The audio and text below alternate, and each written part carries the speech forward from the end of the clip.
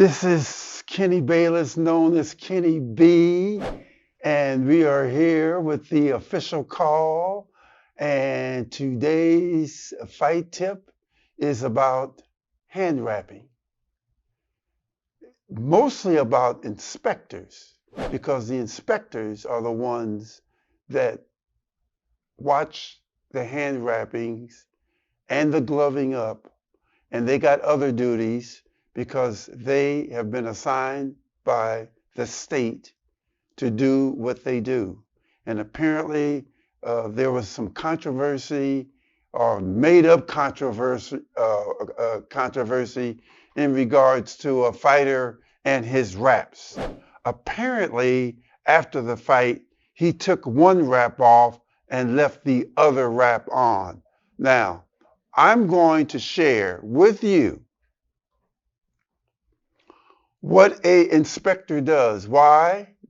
Because you need to know what happens. Inspectors, I was an inspector with the Nevada Commission for 7 years, give or take, and I was also a glove man.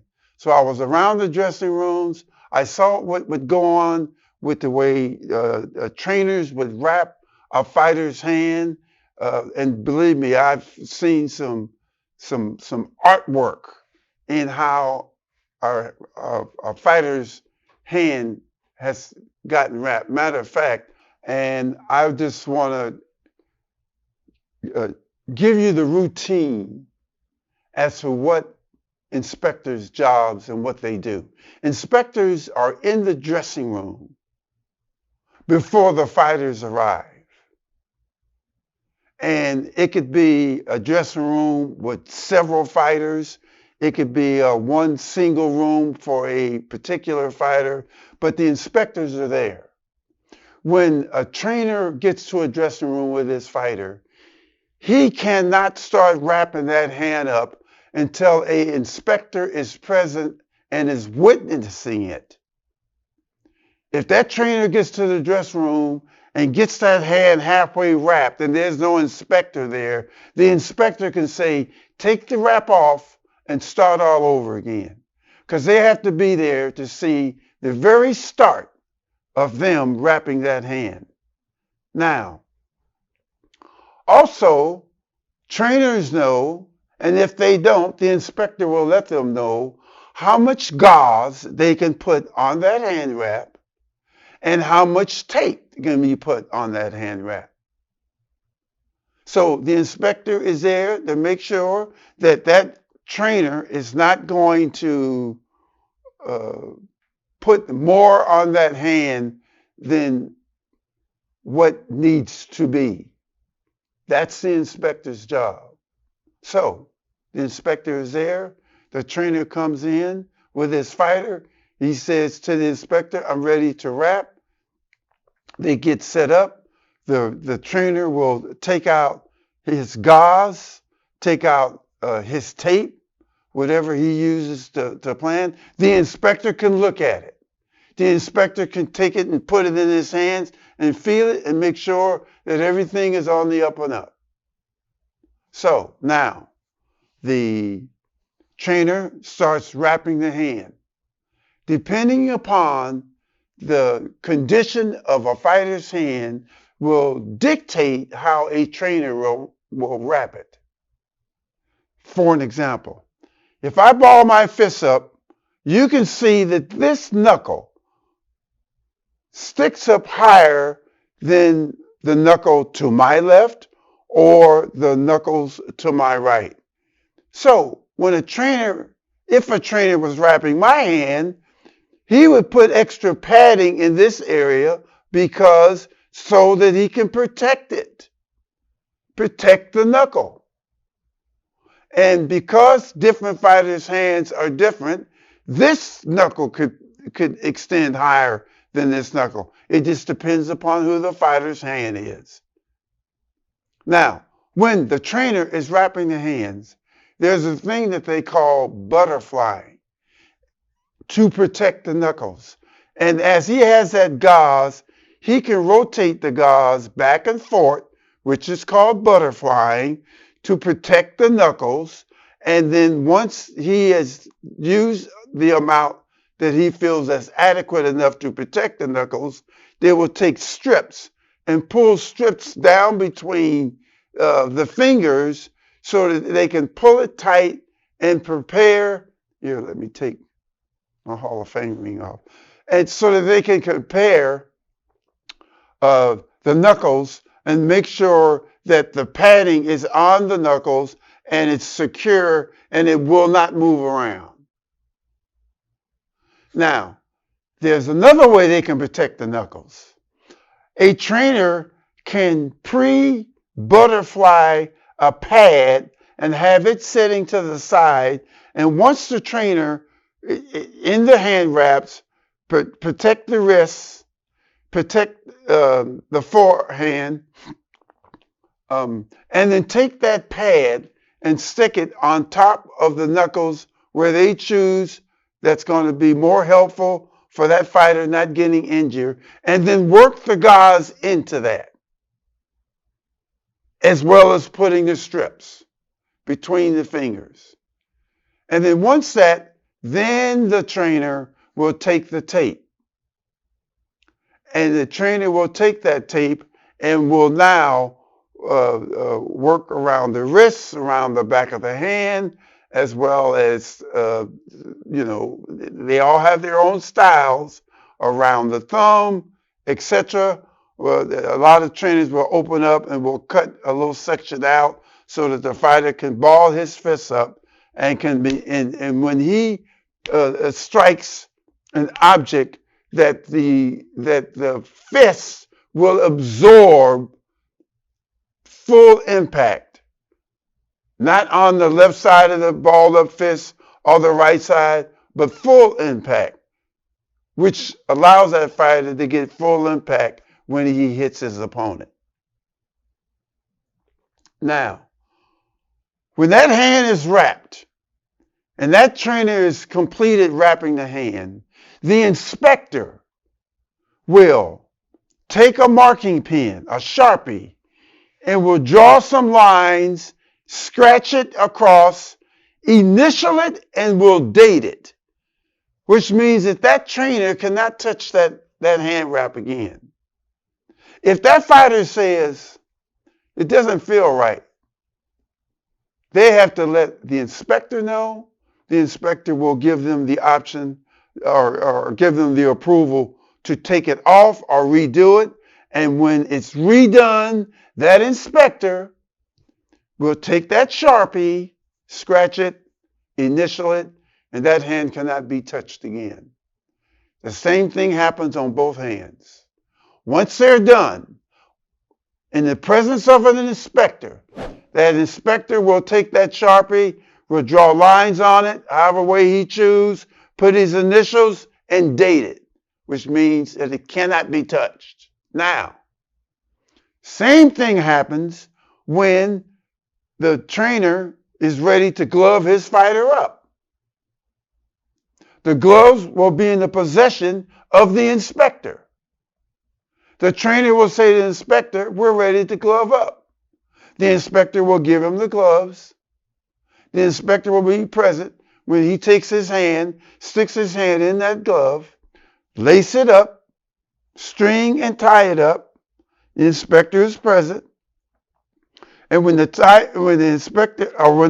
trainer ties the knot, usually the knot is either on top or on the bottom, depending on the style of the trainer that is, gloving him up.